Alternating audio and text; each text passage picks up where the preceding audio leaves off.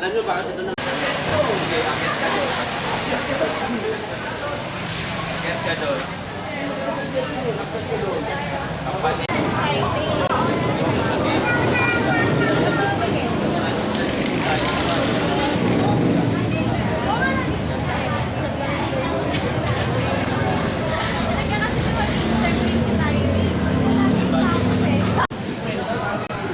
Record mo, yung nagre-record yan.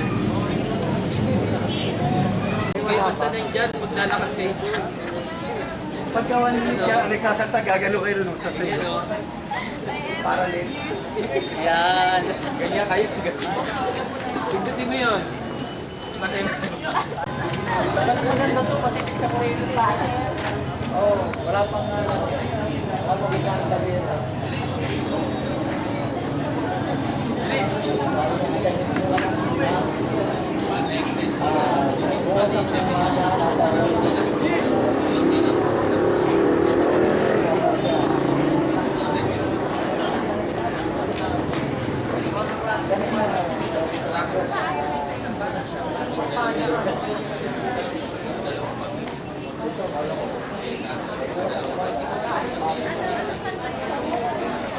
Tanong na lang kung inabali. Common question po nasa In the name of the Father. Nagkalaw sa atin ang Panginoon. Ayan.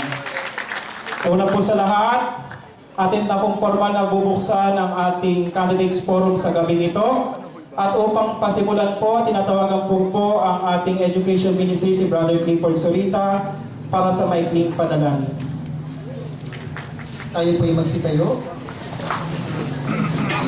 Ating pong iligay ang ating sarili sa presensya ng ating Panginoon. Sa ngalan ng Ama, ng Anak, ng Espiritu Santo. Amen. Ama namin makapangyarihan, kami po ay nagpapasalamat sapagkat kami po ay iyong tinipon ngayong gabi upang kami makapag-usap bilang isang pamayanan dito sa parokya ng San Roque upang sa gayoy kami po ay makapili sa mga taong nasa harapan po namin ngayon na magbibigay ng kanyang plataforma at mga pangarap para sa mga barangay na sasakupan ng kanilang bawat mga kasama. Ama namin, sana po'y biyayaan niyo kami ng grasya ng Espiritu Santo upang habang sila'y nagsasalita at naglalahad sa aming lahat, kami po'y mabuksan mo ang aming pag-iisip upang sa gayoy kami po'y makapili ng tama at maayos. Ama namin, kami din po'y dumadalangin na sana po sa darating na Lunes, kami po ay magkakaroon ng isang mapayapang halalan. At naway ay yung grasya ay manatili sa amin ngayong gabi hanggang sa aming pag-uwi. Ang lahat ng ito ay aming hinihiling sa ngalan ng anak na si Jesucristo, aming Panginoon, kaisa mo ng Espiritu Santo, magpas sa walang hanggan. Amen. Sa ngalan ng Ama, ng Anak, ng Espiritu Santo. Amen. Sa silanganan, alam ng puso, sa dibdib mo ay buhay. Lupang hinirang, buhay pa ng magiging, sa manlulubi, di ka pasisingit, sa dagat at bundok, sa simoy at sa langit mong bugaw, may nilagang tula at awit sa pagay ng minamahal. Ang kisam ng wataw at mo'y tagumpay na nagniningning, ang bituin at araw na kailan pag may magdidinig. Lupa ng araw ng buwan, pati pagsinta, buhay ay langit sa piling mo. Aming bigayan ng buwan, may mga api, ang mamatay ng dahil sa'yo. Maraming pong salamat din si Brother Anthony Vil Padilla.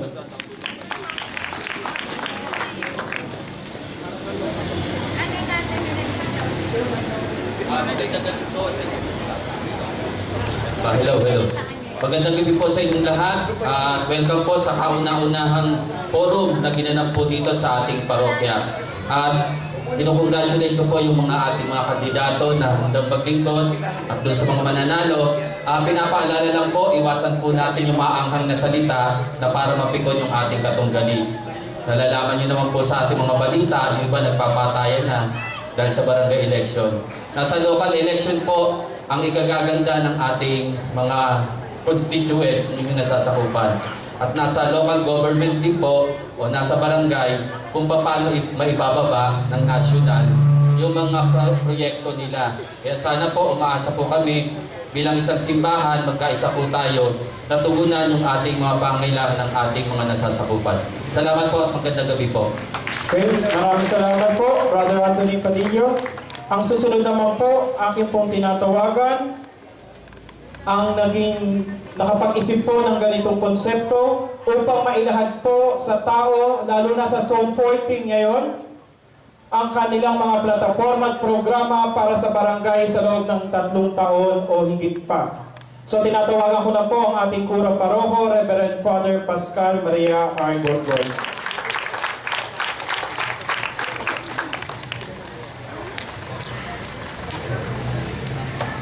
Magandang gabi sa inyong lahat. Ito po ang ating first candidates forum na ginaganap sa ating parokya. At simula po tayo last election po sa senatorial candidates forum po na ginanap po natin sa loob ng simbahan. No? At pinagpatuloy po natin ngayon. Napakagandang simulan po sa baba ay tinatawag nating grassroots. Dahil ang gumagalaw naman po yung mga phone. Kumbaga sa joke, na magpahayag po sila ng kanilang mga puso at adhikain sa atin. No?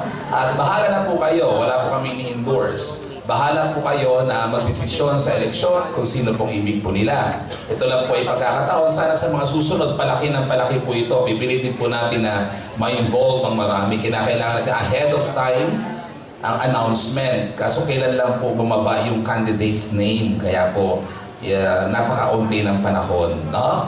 Tatalakayin po natin dito yung kanilang gagawin kung sila ay inyong pagkakatiwalaan. Dahil lahat naman po kami, magmula sa kurang paroko at lahat ng chairman at lahat ng kagawad ay tinatawag na public servants. Ganon din sana yung nasa munisipyo, public servant. Eh minsan pag dumadalaw ako sa munisipyo, hindi ko maramdaman na sila yung public servant. May pinagalitan nga ako doon kasi may yung ulo, nagmumura eh. Marami nakapila. No? Sabi ko, ate, anong pangalan mo? Ang pangalan niya ay Secret. Akala niyo sasabihin ko Ang pangalan niya ay Secret at sinabi ko, huwag mong kalimutan na tayo lahat dito ay naglilingkod sa tao. Pero yung pananalita mo ay hindi salita na naglilingkod. Nilakas ako yung boses ko para marinig ng buong department. Baho? Kasi talaga naman, pag nasa gobyerno ka o kaya nasa simbahan ka, ikaw ay public servant ng lahat. Yan ang pinangako po namin sa inyo. Kaya ginagawa po natin to dahil kung mas maganda ang takbo ng barangay, mas maganda rin po ang takbo sigurado ng munisipyo. Nagsisimula ho yun sa baba. Kaya kung gumagalaw sa baba, lahat pataas po yan Kaya grassroots mahalaga. Kung may babaguhin, kung merong i-adjust at payayabungin, pagagandahin, asan ang unahin natin? Yung grassroots. May kasabihan, bago ka maglinis ng ibang bakod, linisin mo muna ang bakod mo. Diba ho? So dito sa barangay, sana na sa simula ngayon ng pagkipag-ugnayan ng simbahan at ng mga nasasakupan na barangay ay maging mas buhay ang ating mga barangay. No? Kasi mas maganda ko yung pagsasama na yan. Nagsimula po ito nung na-assign po ako sa Tondo. Nandito po sila, Vicar Foreign po ko noon. Sinimula po namin hanggang umabot kami sa national level ng mga mayoral. No? So sila lahat ay siguro balang araw sana ay nasa isip ko rin ay ito ay maging isang bikaryatong movement na rin, no? Hindi lang ho San Roque, kundi bikaryato. Bakit? Napakaganda sa ating bikary kasi isa lang ang bikaryato ng Pasay, no? Vicariate of Santa Clara de Montefalco na binubuo ng 10 parokya. Ngayon, isa lang din naman ang municipality niya, no? Isa lang ang city hall, isa lang ang mayor. So napakaganda, di ba ho? Napakagandang gawain na masimulan ng lahat. So balang araw, siguro, after 3 years ba? 3 years po ba term nyo? Pag nagkaroon ulit tayo na ganito, mga nasa panelist natin, marami na lahat ng kaparian ng Santa Clara de Montefalco. No? Pagdasal nyo, hikayatin ko yung mga kapatid ko. No?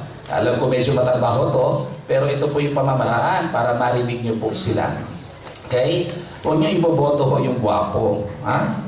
Baka mamaya titingin kayo sa gwapo. Ha? Tignan niyo ho, iboto niyo yung laman ng puso niyo. Nagsasalita siya mamaya, pakinggan niyo mabuti silang lahat. Okay?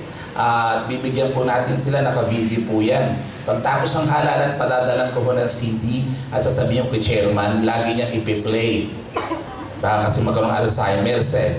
No, alam niyo naman, no? May sakit akong ganun eh. Hindi ako pero yung mga politicians marami kapag tapos na, nakakalimot, okay? So ngayon bibigyan natin sila ng CD at bibigyan ko sila ng frame at yung frame bulletproof, naka-bullet, okay? At may frame at ang title ng frame na palalagay ko sa barangay hall, ang title ko ay Maalaala Mo Kaya. Okay? So araw-araw titingin siya, check, gagawin ko to, gagawin ko to.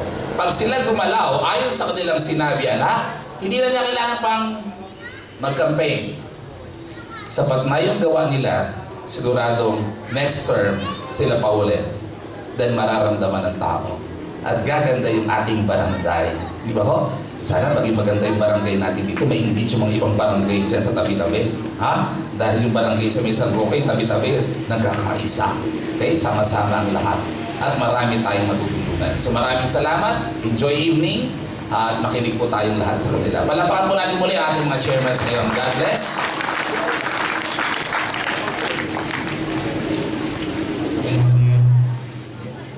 Maraming salamat po, Father Pascal. Palakpakan po muna natin muli si Father Pascal para sa ganitong konsepto ng pagpapahayag ng plataforma at programa. Okay, bago po tayo magtuloy-tuloy, akin po muna ipapakilala sa inyo ang mga tatayong panel para po sa Candidates Forum. Sila po mismo ang magtatanong sa inyo mamaya sa ating mga susunod nating part ng ating programa.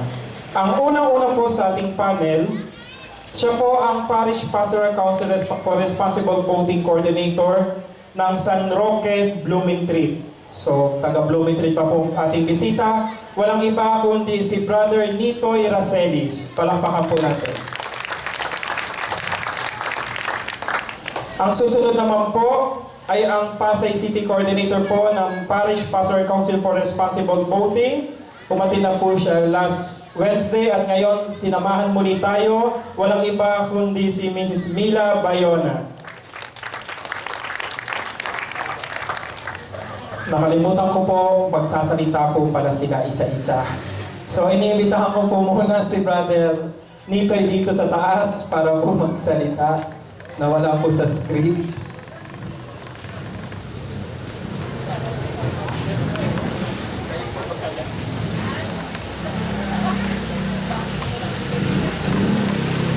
Magandang gabi po. Sususugan ko lang po yung sinabi ni Father Pascal. Kami ho, kasi ang promotor ng candidate nyo. Kaya yung mga nanalo rito, kung sakali, at hindi nila tutuparin ang kanilang pinangako, hindi na natin sila muling makikita sa sunod na eleksyon. Ilang po. May dating ang sinabi ni Brother Nitoy. Okay, ang susunod naman po, natawagan ko po ulit si Sister Mila Bayona po ng Pasay PPCRB.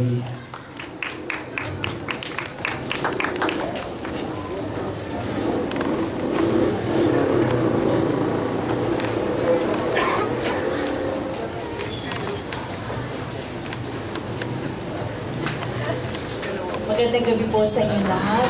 In behalf of sa ating pong sa Archdiocese of Manila, kay Ambassador Lita Binida, muli po kong nagpapasalamat sa pag-imbita niyo dito sa pangalawang pagkakataon. Naasahan po namin na itong darating na eleksyon, na barangay election, maging mapayapa po muli kagaya nung nangyari nung nakaraang eleksyon natin lokal. Sama-sama po tayo at pinabati ko po ang mga kakandidato at ang mga dating mga kumandidato na good luck po sa ating lahat at congratulations po sa inyo lahat in advance sa inyo. Magandang gabi po. Okay, maraming salamat, Sister Mila. At ang ating panghuli pong panel, siya po ang ating Pasay Police Community Relation Officer. Walang iba po kundi si SPO1 Aguila Leo. Palakpakan naman po natin. Baka hindi na tayo magkaroon ng police dito pag may programa.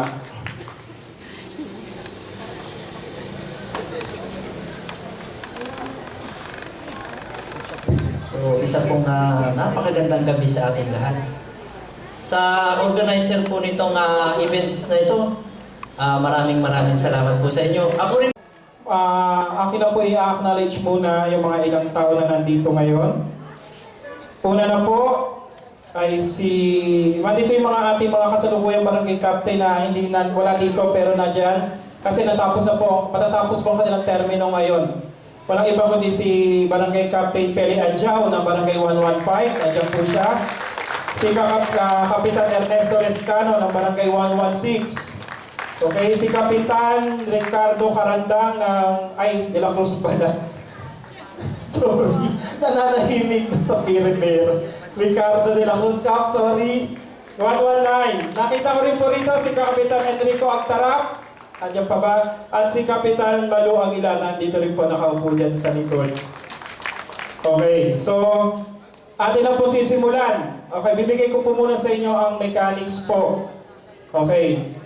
Pag tinawag pa inyong pangalan, 2 minuto po kayong tatayo sa harapan upang ilahad po ang inyong plataforma at programa.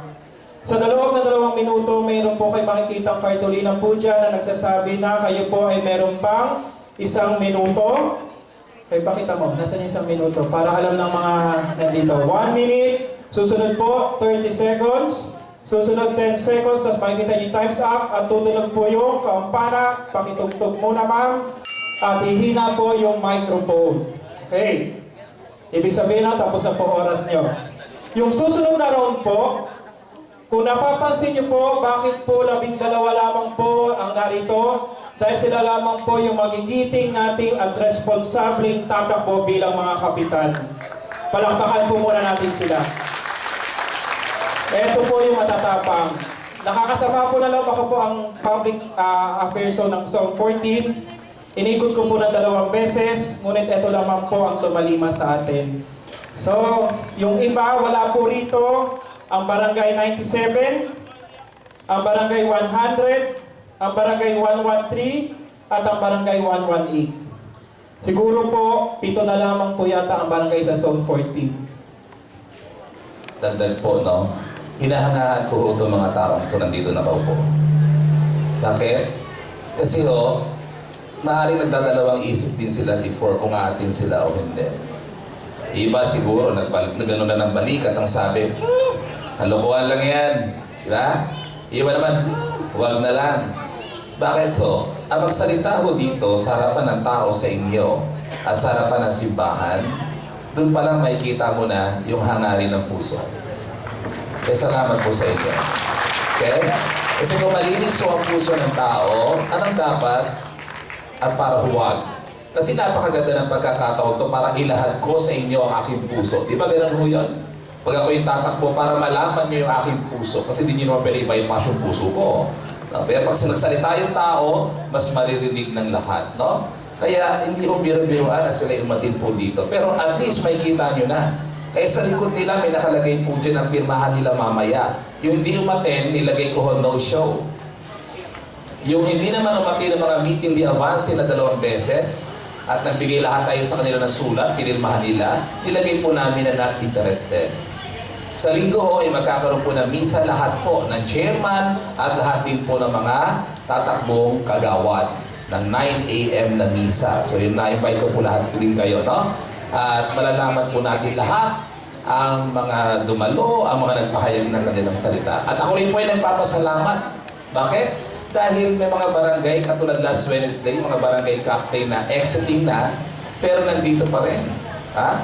Pag ganyan ho ang barangay, maganda ho ang image. Hindi katulad ng, kunyari, ibang barangay na may papasok na bago, pakailan ko, ayoko na. Diba ho? Hindi na magsusuporta. Kaya nga sa Edang, yung ginawa namin sa kabilang Ibayo, yung ganito, natuwa ako doon sa 2 naglalaban, sabi ng isa, nag-campaign siya. Kung di nyo man ako ihalal, sabi niya gano'n, at hindi ako manalo, suportahan pa rin kita. Tinuro yung kanyang katunggali.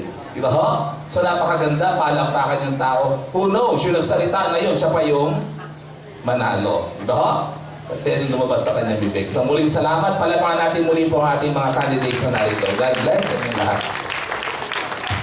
Maraming salamat, Father. So, babalik ko po, yung susunod pong round, dahil po nga kayo po'y 12 lamang po, para kayong mga apostoles ni Kristo, kaya lang huwag po sana maging may isa sanang maghuhudas.